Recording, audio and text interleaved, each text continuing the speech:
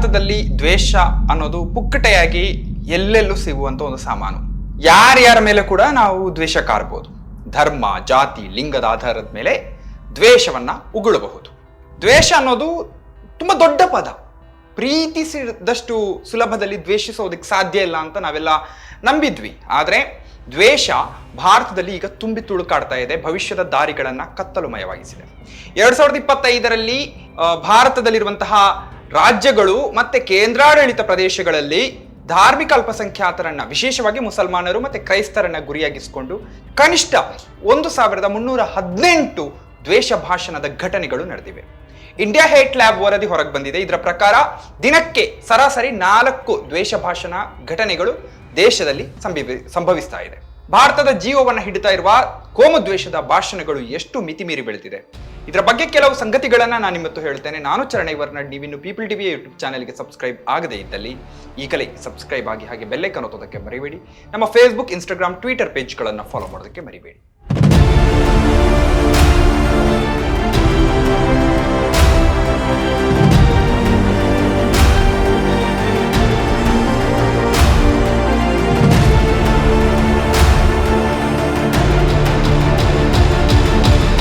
Hate lab ವರದಿ, ಈ ವರದಿ ದ್ವೇಷ ಭಾಷಣಗಳ ಬಗ್ಗೆ ಅಂಕಿಅಂಶಗಳನ್ನ ಇಟ್ಟುಕೊಂಡು ಒಂದು ವರದಿಯನ್ನ ಮಾಡುತ್ತದೆ. ಇದರ ಪ್ರಕಾರ ಅಲ್ಪಸಂಖ್ಯಾತರನ್ನ ಗುರಿಯಾಗಿಸಿಕೊಂಡು ಕನಿಷ್ಠ 2025ರಲ್ಲಿ 1318 ದ್ವೇಷ ಭಾಷಣ ಘಟನೆಗಳು ನಡೆದಿವೆ. ಅಂದ್ರೆ ದಿನಕ್ಕೆ ಸರಾಸರಿ 4 ದ್ವೇಷ ಭಾಷಣ ಘಟನೆಗಳು ದೇಶದಲ್ಲಿ ನಡೆದಿವೆ ಅಂತ ಅದರ ಅರ್ಥ. 2024ಕ್ಕೆ ಹೋಲಿಸಿದ್ರೆ 2025ರಲ್ಲಿ 13% ಹೆಚ್ಚಳ ಆಗಿದೆ. ಇನ್ನು 2023ಕ್ಕೆ ಹೋಲಿಸಿದ್ರೆ 2025ರಲ್ಲಿ 97% ಹೆಚ್ಚಳ ಕಂಡಿದೆ. 2023ರ ಸಮಯದಲ್ಲಿ ಇಂತಹ 668 ಘಟನೆಗಳು ದಾಖಲಾಗಿದ್ದು, ಈಗ 1300ಕ್ಕೂ ಹೆಚ್ಚು ಘಟನೆಗಳು ದಾಖಲಾಗಿವೆ. ಸೊ ಇಂಡಿಯಾ ಹೇಟ್ ಲ್ಯಾಬ್ ತನ್ನ 100 ಪುಟಗಳ ವರದಿಯಲ್ಲಿ ಒಟ್ಟಾರೆ 1289 ಭಾಷಣಗಳು ಅಥವಾ 98% ಭಾಷಣಗಳು ಮುಸಲ್ಮಾನರನ್ನ ಗುರಿಯಾಗಿಸಿಕೊಂಡು ನಡೆದಿವೆ ಅಂತ ತೋರಿಸಿದೆ. 1156 ಪ್ರಕರಣಗಳಲ್ಲಿ ಕೇವಲ ಮುಸಲ್ಮಾನರನ್ನು, 133 ಪ್ರಕರಣಗಳಲ್ಲಿ ಮುಸಲ್ಮಾನರ ಜೊತೆಗೆ ಕ್ರೈಸ್ತರನ್ನು ಸೇರಿಸಿಕೊಂಡು ದ್ವೇಷಕಾರಲಾಗಿದೆ. ಇದು 2024ರಲ್ಲಿ ದಾಖಲಾದಂತಹ 1147 ಪ್ರಕರಣಗಳಿಗಿಂತ 12% ಹೆಚ್ಚಳ. 162 ಪ್ರಕರಣಗಳಲ್ಲಿ ಕ್ರೈಸ್ತರನ್ನ ಮಾತ್ರ ಟಾರ್ಗೆಟ್ ಮಾಡಿ ದ್ವೇಷ ಭಾಷಣ ಮಾಡಲಾಗಿದೆ.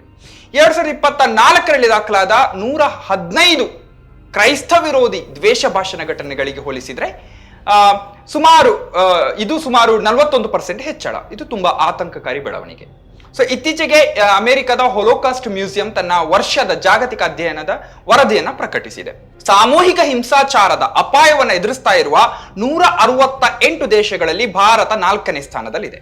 ಈಗಾಗಲೇ ಹಿಂಸೆಯನ್ನು ಅನುಭವಿಸ್ತಾ ಇರುವಂತಹ ದೇಶಗಳಲ್ಲಿ ಭಾರತ ಅಗ್ರಸ್ಥಾನದಲ್ಲಿದೆ. 2025ರಲ್ಲಿ ಅತಿ ಹೆಚ್ಚು ದ್ವೇಷ ಭಾಷಣಗಳು ನಡೆದ ರಾಜ್ಯಗಳು ಯಾವುದು ಅಂತ ನೀವು ಒಂದ್ಸರಿ ನೋಡಬೇಕು. ಆ ರಾಜ್ಯಗಳಲ್ಲಿ ಯಾರು ಆಡಳಿತದಲ್ಲಿದ್ದಾರೆ ಅನ್ನೋದನ್ನು ಕೂಡ ನೋಡಬೇಕು. ಉತ್ತರ ಪ್ರದೇಶ, ಯೋಗಿ ಆಡಳಿತ ಇರುವ ಉತ್ತರ ಪ್ರದೇಶ 266 ಪ್ರಕರಣಗಳು. ಇನ್ನು ಮಹಾರಾಷ್ಟ್ರ 193 ಪ್ರಕರಣಗಳು, ಮಧ್ಯಪ್ರದೇಶ 172, ಉತ್ತರಾಖಂಡ 155, ಇನ್ನು ರಾಷ್ಟ್ರ ರಾಜಧಾನಿಯಾಗಿರುವಂತಹ ದೆಹಲಿ 76. ಇಂತಹ ಇಷ್ಟು ಘಟನೆಗಳು ಇಲ್ಲೆಲ್ಲ ಬಿಜೆಪಿ ಆಡಳಿತ ಇರುವ ಸ್ಟೇಟ್ಗಳಲ್ಲಿ ನಡೆದಿವೆ. ಸೊ ಹೋಲಿ ಹಬ್ಬದ ಸಮಯದಲ್ಲಿ ಉತ್ತರ ಪ್ರದೇಶದಲ್ಲಿ ಅಲ್ಲಿನ ಬಿಜೆಪಿ ನಾಯಕ ರಘುರಾಜ್ ಸಿಂಗ್ ಅನ್ನುವರು ಒಂದು ಭಯಾನಕವಾದ ಹೇಳಿಕೆಯನ್ನು ಕೊಟ್ಟಿದ್ದ. ಹೋಲಿ ಸೆಲೆಬ್ರೇಷನ್ ಟೈಮ್ನಲ್ಲಿ ಏನಾದ್ರೂ ಅಚಾತುರ್ಯ ಆದ್ರೆ ನಾವು ಅದಕ್ಕೆ ಜವಾಬ್ದಾರರಲ್ಲ, ನೀವು ಹಿಜಾಬ್ ತರ ಮಸೀದಿಯನ್ನು ಕೂಡ ಒಂದು ಟರ್ಪಲ್ ಹಾಕಿ ಮುಚ್ಚಿ ಅಂತ ಮುಸಲ್ಮಾನರಿಗೆ ಒಂದು ಉದ್ರೇಕಕಾರಿಯಾದಂತಹ ಹೇಳಿಕೆಯನ್ನು ಹೇಳಿದ್ದ. ಸೊ ದೇಶದ 23 ರಾಜ್ಯಗಳು ಮತ್ತೆ ಕೇಂದ್ರಾಡಳಿತ ಪ್ರದೇಶಗಳಲ್ಲಿ ಏನೇನಾಗಿದೆ ಅಂತ ಇಂಡಿಯಾ ಹೇಟ್ ಲ್ಯಾಬ್ ವರದಿ ಮಾಡಿದೆ. ಸೊ 1164 ದ್ವೇಷ ಭಾಷಣ ಘಟನೆಗಳು ಅಂದ್ರೆ 88% ಪ್ರಕರಣಗಳಿದ್ದಾವೆ. ಅವು ನಡೆದಿರೋದು ಬಿಜೆಪಿ ಆಡಳಿತದಲ್ಲಿರುವಂತಹ ರಾಜ್ಯಗಳಲ್ಲಿ, ಜೊತೆಗೆ ಬಿಜೆಪಿ ಆಡಳಿತದ ಕೇಂದ್ರಾಡಳಿತ ಪ್ರದೇಶಗಳಲ್ಲಿ. ಈ ರಾಜ್ಯಗಳಲ್ಲಿ 2024ರಲ್ಲಿ ದಾಖಲಾದ 931 ಘಟನೆಗೆ ಹೋಲಿಸಿದ್ರೆ 2025ರಲ್ಲಿ 25% ಹೆಚ್ಚಳ ಆಗಿದೆ. ಸೊ ಈ ವರದಿಯ ಪ್ರಕಾರ ದೇಶದಲ್ಲಿ ಅತ್ಯಂತ ಹೆಚ್ಚು ದ್ವೇಷ ಭಾಷಣ ಮಾಡಿದ ಕ್ರಿಮಿ ಅಂದ್ರೆ ಯಾರು ಅಂದ್ರೆ ಅದು ಉತ್ತರಾಖಂಡದ ಮುಖ್ಯಮಂತ್ರಿ ಬಿಜೆಪಿಯ ಪುಷ್ಕರ್ ಸಿಂಗ್ ಧಾಮಿ. ಈ ಮನುಷ್ಯ 71 ಭಾಷಣಗಳಲ್ಲಿ ಕೋಮು ಉದ್ರೇಕಕಾರಿ ಭಾಷಣಗಳನ್ನ ಮಾಡಿದೆ 2025ರಲ್ಲಿ. ಹಾಗಾಗಿ 2025ರಲ್ಲಿ ಈತ ಟಾಪ್ ಅಲ್ಲಿದ್ದಾನೆ. ನಂತರ ವಿಶ್ವ ಹಿಂದೂ ಪರಿಷತ್ನ ಮುಖ್ಯಸ್ಥ ಪ್ರವೀಣ್ ತೊಗಾಡಿಯಾ 46 ಪ್ರಕರಣಗಳಿವೆ. ಹಾಗೆ ಬಿಜೆಪಿ ನಾಯಕಿ ಅಶ್ವಿನಿ ಉಪಾಧ್ಯಾಯ್ 35 ಪ್ರಕರಣಗಳು ಇವೆ. ಸೊ ಈ ಪುಷ್ಕರ್ ಸಿಂಗ್ ಆತ ತನ್ನ ಭಾಷಣದಲ್ಲಿ ಲವ್ ಜಿಹಾದ್, ಲ್ಯಾಂಡ್ ಜಿಹಾದ್, ಥೋಕ್ ಜಿಹಾದ್ ನಂತಹ ಒಂದು ಕಾನ್ಸ್ಪಿರಸಿ ಥಿಯರಿಗಳನ್ನ ಚರ್ಚೆಗೆ ಆಗಾಗ ತನ್ನ ಭಾಷಣಗಳಲ್ಲಿ ಆತ ಬಳಸಿದ್ದ. ಸೊ ಈ ಪದಗಳು ಟಾಪ್ ನಲ್ಲಿ ಬಂದಿದ್ದಾವೆ. ಸೊ ಈ ಸಮಯದಲ್ಲಿ ಉತ್ತರಾಖಂಡ್ ನಲ್ಲಿ ಮುಸಲ್ಮಾನರ ಸೊತ್ತು, ಮನೆ, ಅಂಗಡಿ ಇವೆಲ್ಲವನ್ನ ಧ್ವಂಸ ಮಾಡಿದಂತಹ ಪ್ರಕರಣಗಳು ನಡೆದಿದ್ವು. ಇನ್ನು ಮಹಾರಾಷ್ಟ್ರದ ಸಚಿವ ಮತ್ತೆ ಬಿಜೆಪಿ ನಾಯಕ ನಿತೇಶ್ ರಾಣೆ ಇವರು ಕೂಡ ಹಿಂಸಾಚಾರಕ್ಕೆ ಕರೆ ನೀಡಿರುವಂತಹ 5 ಟಾಪ್ ಲೀಡರ್ಗಳಲ್ಲಿ ಒಬ್ರು. ಒಮ್ಮೆ ತಮ್ಮನ್ನ ತಾವು ಹಿಂದೂಗಳ ಗಬ್ಬರ್ ಅಂತ ಕರೆಸ್ಕೊಂಡ್ರು. ಮತ್ತೆ ಮುಸಲ್ಮಾನರ ವಿರುದ್ಧ ಅವಹೇಳನಕಾರಿ ಭಾಷೆಯಲ್ಲಿ ಮಾತನಾಡಿದ್ರು. ಇನ್ನೊಂದು ಸಂದರ್ಭದಲ್ಲಿ ಇವರು ಮುಸಲ್ಮಾನರನ್ನ ಜಿಹಾದಿಗಳು ಮತ್ತೆ ಒಂದು ಗ್ರೀನ್ ಸ್ನೇಕ್ಸ್ ಅಂದ್ರೆ ಹಸಿರು ಹಾವುಗಳು ಅಂತ ಕರೆದ್ರು, ಯಾಕಂದ್ರೆ ಅವರ ಫ್ಲಾಗ್ ಹಸಿರಿರುತ್ತೆ ಅಂತ. ಸೊ ವಿರೋಧ ಪಕ್ಷದ ಆಡಳಿತ ಇರುವಂತಹ 7 ರಾಜ್ಯಗಳನ್ನ ನೋಡೋಣ. ಸೊ 2025ರಲ್ಲಿ ವಿರೋಧ ಪಕ್ಷ ಅಂದ್ರೆ ಬಿಜೆಪಿಯೇತರ ರಾಜ್ಯಗಳಲ್ಲಿ 154 ದ್ವೇಷ ಭಾಷಣ ಘಟನೆಗಳು ದಾಖಲಾಗಿವೆ, ಕಡಿಮೆ. ಆದ್ರೆ ಕಾಂಗ್ರೆಸ್ ಆಡಳಿತ ಇರುವಂತಹ ಕರ್ನಾಟಕ ಅದರಲ್ಲಿ ಟಾಪ್ ಅಲ್ಲಿ ಇದೆ. ಅಂದ್ರೆ ಇಡೀ ರಾಜ್ಯಗಳಲ್ಲಿ ಕರ್ನಾಟಕ 10ನೇ ಸ್ಥಾನದಲ್ಲಿದೆ, 10 ಶ್ರೇಯಾಂಕದಲ್ಲಿ ಸ್ಥಾನವನ್ನ ಪಡೆದಿದೆ. ಅಂದ್ರೆ ಕರ್ನಾಟಕದಲ್ಲಿ 40 ಪ್ರಕರಣಗಳು ದಾಖಲಾಗಿದೆ. ಸ್ಟಿಲ್ ಬಿಜೆಪಿ ಆಡಳಿತದಲ್ಲಿ ಇಲ್ಲದಂತಹ ಒಂದು ರಾಜ್ಯದಲ್ಲಿ. ಇನ್ನು ಪಶ್ಚಿಮ ಬಂಗಾಳದಲ್ಲಿ ವಿರೋಧ ಪಕ್ಷ ಬಿಜೆಪಿ ಏನಿದೆ, ಪಶ್ಚಿಮ ಬಂಗಾಳದಲ್ಲಿ 2026ರ ಚುನಾವಣೆಗೆ ಮುಂಚಿತವಾಗಿ ಮತದಾರರನ್ನ ತನ್ನ ಕಡೆಗೆ ಸೆಳೆಯೋದಕ್ಕೆ ದ್ವೇಷ ಭಾಷಣವನ್ನ ಹೆಚ್ಚಾಗಿ ಬಳಸಿತ್ತು. ಕಳೆದ ವರ್ಷ ಮಾರ್ಚ್ನಲ್ಲಿ ಪಶ್ಚಿಮ ಬಂಗಾಳದ ವಿರೋಧ ಪಕ್ಷದ ನಾಯಕ ಸುವೇಂದು ಅಧಿಕಾರಿ ರಾಜ್ಯದಲ್ಲಿ ಪಕ್ಷವು ಮುಂದಿನ ಸರ್ಕಾರವನ್ನ ರಚಿಸಿದ ನಂತರ, ಅಂದ್ರೆ ಬಿಜೆಪಿ ಸರ್ಕಾರವನ್ನ ರಚಿಸಿದ ನಂತರ ಮುಸ್ಲಿಂ ಶಾಸಕರನ್ನ ಎತ್ಕೊಂಡು ಹೋಗಿ ವಿಧಾನಸಭೆಯಿಂದ ಹೊರಗೆ ಹಾಕ್ತೇವೆ ಅಂತ ಹೇಳಿದ್ರು. ಆದಾಗ್ಯೂ ಈಗ 2024ರಲ್ಲಿ ವಿರೋಧ ಪಕ್ಷದ ಆಡಳಿತ ಇರುವ ರಾಜ್ಯಗಳಲ್ಲಿ 234 ಘಟನೆಗಳು ದಾಖಲಾಗಿದ್ವು. ಆದ್ರೆ ಈ ವರ್ಷ 2025 ಅಂದ್ರೆ ಹಿಂದಿನ ವರ್ಷ 2025ರಲ್ಲಿ ಇಂತಹ ಪ್ರಕರಣಗಳು 34% ಕಡಿಮೆ ಆಗಿದೆ. ಇನ್ನು 656 ದ್ವೇಷ ಭಾಷಣಗಳಲ್ಲಿ ಸುಮಾರು 50% ಲವ್ ಜಿಹಾದು, ಲ್ಯಾಂಡ್ ಜಿಹಾದು, ಆಮೇಲೆ ಪಾಪ್ಯುಲೇಷನ್ ಜಿಹಾದ್, ಆಮೇಲೆ ಥೋಕ್ ಸ್ಪಿಟ್ ಅಂದ್ರೆ ಉಗಿಯೋ ಜಿಹಾದ್, ಎಡ್ಯುಕೇಶನ್ ಜಿಹಾದ್, ಡ್ರಗ್ ಜಿಹಾದ್, ವೋಟ್ ಜಿಹಾದ್ ಇಂತಹ ಪಿತೂರಿ ಸಿದ್ಧಾಂತಗಳನ್ನು, ಕಾನ್ಸ್ಪಿರಸಿಗಳನ್ನು ಉಲ್ಲೇಖಿಸಿದೆ. ಇದು ಹಿಂದಿನ ವರ್ಷಕ್ಕಿಂತ 13% ಹೆಚ್ಚಳವನ್ನು ಕಂಡಿದೆ. 2024ಕ್ಕಿಂತ 2025ರಲ್ಲಿ 13% ಹೆಚ್ಚಳ ಆಗಿದೆ. ಸೊ ಒಟ್ಟು 308 ಭಾಷಣಗಳಲ್ಲಿ 23ರಷ್ಟು ಹಿಂಸಾಚಾರಕ್ಕೆ ಸ್ಪಷ್ಟವಾದ ಕರೆಯನ್ನ ಕೊಟ್ಟಿರುವಂತಹ ಭಾಷಣಗಳು. 136 ಭಾಷಣಗಳಲ್ಲಿ ಕತ್ತಿದೊನ್ನೆ ಹಿಡಿದು ಹೊಡೆಯೋದಕ್ಕೆ ಹೋಗಿ ಅಂತ ಕರೆಯನ್ನ ಕೊಡಲಾಗಿದೆ. ಇನ್ನು ಹಿಂಸಾಚಾರಕ್ಕೆ ಕರೆ ನೀಡಿದ ಭಾಷಣಗಳು 13%ನಷ್ಟು 2024ಕ್ಕಿಂತ 2025ರಲ್ಲಿ ಹೆಚ್ಚಳ ಆಗಿದೆ.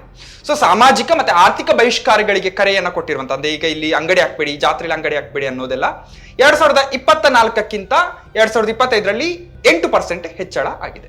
2024ರಲ್ಲೇ ದ್ವೇಷ ಭಾಷಣಗಳು ರಾಜಕೀಯ ಎಲೆಕ್ಷನ್ ಕ್ಯಾಂಪೇನ್ಗಳಲ್ಲೆಲ್ಲ ಹೆಚ್ಚು ಬಳಕೆಯಾಗಿತ್ತು. ಅದು 2025ರಲ್ಲಿ ಇನ್ನಷ್ಟು ಹೆಚ್ಚಾಗಿದೆ. ಭಾರತದಲ್ಲಿ ರಾಜಕೀಯ ಮತ್ತೆ ಸಾಮಾಜಿಕ ಬದುಕಿನಲ್ಲಿ ದ್ವೇಷ ಮತ್ತೆ ಕೋಮುದ್ವೇಷದ ಮಾತುಗಳು ಆಗಾಗ ಸಾಮಾನ್ಯ ವಿಷಯವಾಗಿ ಆಗಿಬಿಟ್ಟಿದೆ. ಇವತ್ತು ಕೋಮುದ್ವೇಷ ಅನ್ನೋದು ಸಾಮಾನ್ಯ ವಿಷಯ ಆಗಿದೆ ರಾಜಕೀಯದಲ್ಲಿ ಅಂತ ಇಂಡಿಯಾ ಹೇಟ್ ಲ್ಯಾಬ್ ವರದಿಯಲ್ಲಿ ಹೇಳುತ್ತದೆ. ಈ ವರದಿಯ ಪ್ರಕಾರ ಈ ಹಿಂದೆಲ್ಲ ಈ ರಾಜಕೀಯದಲ್ಲಿ ಈ ಕೆರಳಿಸೋ ತರ ಉದ್ರೇಕಕಾರಿ ಭಾಷಣ ಮಾಡೋದೇನಿದೆ ಅದು ಚುನಾವಣೆ ಸಮಯಕ್ಕೆ ಮಾತ್ರ ಸೀಮಿತ ಆಗಿತ್ತು. ಎಲೆಕ್ಷನ್ ಕ್ಯಾಂಪೇನ್ ನಡೆಯುವಾಗೆಲ್ಲ ಮಾಡ್ತಾ ಇದ್ರು. ಆದ್ರೆ ಈಗ ದಿನನಿತ್ಯ ಹೇಟ್ ಅನ್ನ, ದ್ವೇಷವನ್ನ, ಕೋಮುದ್ವೇಷವನ್ನ ರಾಜಕೀಯ ಉಪಕರಣವಾಗಿ ಬಳಸಲಾಗ್ತಾ ಇದೆ. ಇದು ನಿರಂತರವಾಗಿ ಇದನ್ನ ಬಳಸ್ತಾ ಬರ್ತಾ ಇದ್ದಾರೆ. ಸೊ 2025ರಲ್ಲಿ ವಿಶ್ವ ಹಿಂದೂ ಪರಿಷತ್ತು ಮತ್ತೆ ಬಜರಂಗ ದಳ ಈ ಎರಡೂ ಸಂಘಟನೆಗಳು 2023 ಮತ್ತೆ 2024ರಲ್ಲಿಯೂ ಕೂಡ ದ್ವೇಷ ಭಾಷಣಗಳಲ್ಲಿ ಪ್ರಮುಖ ಪಾತ್ರವನ್ನು ವಹಿಸಿದ್ವು. ಅತ್ಯಧಿಕ ದ್ವೇಷ ಭಾಷಣ ಮಾಡಿದಂತಹ ಸಭೆಗಳನ್ನು ಇವು ಆಯೋಜಿಸಿದ್ವು. ಸೊ ನೇರವಾಗಿಯೋ ಪರೋಕ್ಷವಾಗಿಯೋ ಇವರು 289 ಸಭೆಗಳನ್ನ ನಡೆಸಿದ್ರು. ಇದರಲ್ಲಿ ಒಟ್ಟು ಪ್ರಕರಣಗಳೇನಿದಾವೆ 25ರಲ್ಲಿ, ಅದರಲ್ಲಿ 22% ಪ್ರಕರಣಗಳು ಇದೇ ವಿಶ್ವ ಹಿಂದೂ ಪರಿಷತ್ತು ಮತ್ತೆ ಬಜರಂಗ ದಳದ ಕಾರ್ಯಕ್ರಮಗಳಲ್ಲಿ ನಡೆದಿತ್ತು. ಸೊ ಈ ವರದಿ ಇನ್ನೊಂದು ಹೇಳುತ್ತದೆ ಏನಂದ್ರೆ ಏಪ್ರಿಲ್ ತಿಂಗಳಲ್ಲಿ ದ್ವೇಷ ಭಾಷಣ ತುಂಬಾ ಹೆಚ್ಚಾಗಿ ನಡೆದಿದೆ ಅಂತ. ಯಾಕೆಂದ್ರೆ ರಾಮನವಮಿ ಮೆರವಣಿಗೆಗಳೆಲ್ಲ ಆ ಸಮಯದಲ್ಲಿ ನಡೆದಿದ್ವು. ಈ ರಾಮನವಮಿ ಮೆರವಣಿಗೆ ಸಮಯದಲ್ಲೇ 158 ಘಟನೆಗಳು ದಾಖಲಾಗಿದ್ವು. ಸೊ ಇತ್ತೀಚಿನ ವರ್ಷಗಳಲ್ಲಿ ರಾಮನವಮಿಯಲ್ಲಿ ಆಚರಣೆ ತುಂಬಾ ದೊಡ್ಡ, ಕೆಲವು ಕಡೆ ಎಲ್ಲ ಉದ್ವಿಗ್ನತೆ ಹೆಚ್ಚಾಗ್ತದೆ, ಗಲಾಟೆಗಳು ಹುಟ್ಟಿಕೊಳ್ತಾ ಇದೆ. ಸೊ ಹಲವು ಬಾರಿ ಏನಿದ್ದಾರೆ ಇವರು ಮುಸಲ್ಮಾನರ ಮೆಜಾರಿಟಿ ಇರುವಂತಹ ಏರಿಯಾಗಳಲ್ಲಿ ಮೆರವಣಿಗೆಯನ್ನು ತಗೊಂಡು ಹೋಗೋದು, ಆಮೇಲೆ ಗಲಾಟೆಗಳು ಹೇಳೋದೆಲ್ಲ ನಡೀತಾ ಇದೆ. ಸೊ ಇದಕ್ಕೆ ಜೊತೆಯಾಗಿ 2025ರ ಏಪ್ರಿಲ್ನಲ್ಲಿ ಪೆಹಲ್ಗಾಮ್ ದಾಳಿಯಾದಾಗ ಆ ಉಗ್ರರ ದಾಳಿಯನ್ನ ಖಂಡಿಸಿ ಎಲ್ಲರೂ ಪ್ರತಿಭಟನೆ ಎಲ್ಲ ಮಾಡಿದ್ರು, ಸಂತಾಪ ಎಲ್ಲ ಸೂಚಿಸಿದ್ರು. ಆದ್ರೆ ಅಲ್ಪಸಂಖ್ಯಾತರ ಮೇಲಿನ ದ್ವೇಷವನ್ನ ಕಾರೋದಕ್ಕೆ ಈ ಘಟನೆಯನ್ನು ಬಳಸಿಕೊಂಡು ರ್ಯಾಲಿಗಳನ್ನು ಕೂಡ ಆಯೋಜಿಸಲಾಗಿತ್ತು. ಸೊ ಪೆಹಲ್ಗಾಮ್ ದಾಳಿ ನಡೆದ ಏಪ್ರಿಲ್ 22ರಿಂದ ಮೇ 7ರವರೆಗೆ ಅಂದ್ರೆ 16 ದಿನಗಳಲ್ಲಿ 98 ದ್ವೇಷ ಭಾಷಣ ಕಾರ್ಯಕ್ರಮಗಳು ದಾಖಲಾಗಿವೆ. ಸೊ ಇದು ದೇಶದಾದ್ಯಂತ ವೇಗವಾಗಿ ಮುಸ್ಲಿಂ ವಿರೋಧಿ ಒಗ್ಗೂಡುವಿಕೆ ಏನಿದೆ ಅದು ನಡೀತಾ ಇರೋದನ್ನ ತೋರಿಸ್ತಾ ಇದೆ ಅಂತ ವರದಿ ಹೇಳುತ್ತದೆ. ಸೊ ಇದೇ ಸಮಯದಲ್ಲಿ ಸೋಷಿಯಲ್ ಮೀಡಿಯಾದಲ್ಲಿಯೂ ಕೂಡ ದ್ವೇಷಪೂರ್ಣವಾದಂತಹ ಮಾತುಗಳು ಹೆಚ್ಚಾಗ್ತಲೇ ಇದೆ. ಸೊ ಈ ಪುರಾ ವರ್ಷದಲ್ಲೂ ಅಲ್ಪಸಂಖ್ಯಾತರನ್ನ ಹುಳಗಳು, ಆಮೇಲೆ ಪ್ಯಾರಾಸೈಟ್ಸ್, ಪರೋಪಜೀವಿಗಳು, ಕೀಟಗಳು, ಹಂದಿಗಳು, ಹುಚ್ಚನಾಯಿಗಳು, ಹಾವು ಮರಿಗಳು, ಹಸಿರು ಹಾವುಗಳು, ರಕ್ತಪೀಪಾಸು, ಜಾಂಬಿಗಳು ಇಂತಹ ಅವಹೇಳನಕಾರಿಯಾದ ಪದಗಳಿಂದ ಕರೆಯಲಾಗಿದೆ. ಇದರಲ್ಲಿ ಬಹುಪಾಲು ಮಾತುಗಳು ಮುಸ್ಲಿಂ ಸಮುದಾಯದ ವಿರುದ್ಧ ಬಂದಿದೆ. ಇನ್ನು ಈ ಬಾಂಗ್ಲಾದೇಶಿ ಅಕ್ರಮ ವಲಸಿಗರು ಅನ್ನುವ ಮಾತನ್ನ ತುಂಬಾ ಹೆಚ್ಚು ಬಳಸ್ತಾ ಬಂದ್ರು. ಸೊ ಇಂಡಿಯಾ ಹೇಟ್ ಲ್ಯಾಬ್ನ ಪ್ರಕಾರ ಈ ಬಾಂಗ್ಲಾದೇಶಿ ಅಕ್ರಮ ವಲಸಿಗರು ಎನ್ನುವ ಪದವನ್ನ ಮಾತನ್ನ ಬಳಸಿ 192 ದ್ವೇಷ ಭಾಷಣಗಳು ದಾಖಲಾಗಿದೆ. ಜೊತೆಗೆ 63 ದ್ವೇಷ ಭಾಷಣದ ಕಾರ್ಯಕ್ರಮಗಳಲ್ಲಿ ರೋಹಿಂಗ್ಯಾಗಳ ಹೆಸರನ್ನ ಬಳಸಿಕೊಂಡು ಮುಸಲ್ಮಾನರ ಮೇಲೆ ಗುರಿ ಇಟ್ಟು ದ್ವೇಷ ಕಾರಲಾಗಿದೆ. ಸೊ ಇವು ಹೆಚ್ಚಾಗಿ ದೆಹಲಿ, ಬಿಹಾರ ಮತ್ತೆ ಅಸ್ಸಾಂ, ಪಶ್ಚಿಮ ಬಂಗಾಳ ಇಲ್ಲೆಲ್ಲ ಕಂಡು ಬಂದಿದೆ. ಎಲ್ಲೆಲ್ಲ ಈ ವಲಸಿಗರು ಬಂದಿದ್ದಾರೆ ಅಂತ ಹೇಳ್ತಾ ಇದ್ದಾರೆ ಅಲ್ಲೆಲ್ಲ ಇಂತಹ ಕಾರ್ಯಕ್ರಮಗಳನ್ನ ಮಾಡಿದ್ದಾರೆ.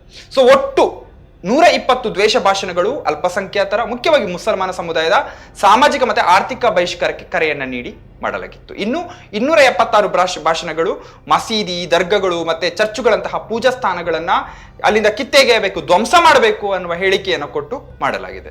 ಉತ್ತರ ಪ್ರದೇಶದಲ್ಲಿ ಕೂಡ ಜ್ಞಾನವಾಪಿ ಮಸೀದಿ ಮತ್ತೆ ಶಾಹಿ ಈದ್ಗಾ ಮಸೀದಿ 2025ರಲ್ಲಿ ಹೆಚ್ಚಾಗಿ ಗುರಿಯಾಗಿದ್ದಂತಹ ಸ್ಥಳಗಳು ಅಂತ ಈ ವರದಿ ಹೇಳುತ್ತದೆ. ಸೊ ಇನ್ನು ಕ್ರಿಸ್ಮಸ್ ಸಮಯದಲ್ಲಿ ನೀವೇ ನೋಡಿರ್ಬೋದು, ಈ ಒಟ್ಟಾರೆ ಕ್ರಿಸ್ಮಸ್ ನಲ್ಲಿ ಈ ಬಾರಿ ಕಳೆದ ಬಾರಿ 2025ರಲ್ಲಿ ಎಲ್ಲ ಭಯಾನಕವಾದ ಹಿಂಸಾಚಾರ, ಅಲ್ಲೆಲ್ಲ ಚರ್ಚ್ಗಳ ಮೇಲೆ ದಾಳಿ ಇಡೋದು ಎಲ್ಲ ಮಾಡಿದ್ರು. ಕ್ರಿಸ್ಮಸ್ ಸಮಯದಲ್ಲಿ ಹಿಂಸಾಚಾರ ಹೆಚ್ಚಾಗಿತ್ತು.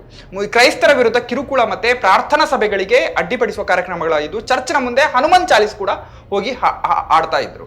ಸೊ ಇದು ಮುಸಲ್ಮಾನರ ವಿರುದ್ಧ ಮೊದಲಿಂದ ಇದ್ದ ದ್ವೇಷ ಭಾಷಣದ ವಾತಾವರಣ ಏನಿದೆ ಅದರ ಜೊತೆಗೆ ಈಗ ಕ್ರೈಸ್ತರ ಮೇಲಿನ ವಿರೋಧ ಕೂಡ, ಅವ್ರ ಮೇಲಿನ ದ್ವೇಷ ಕೂಡ ಹೆಚ್ಚಾಗಿರೋದನ್ನ ತೋರಿಸ್ತದೆ.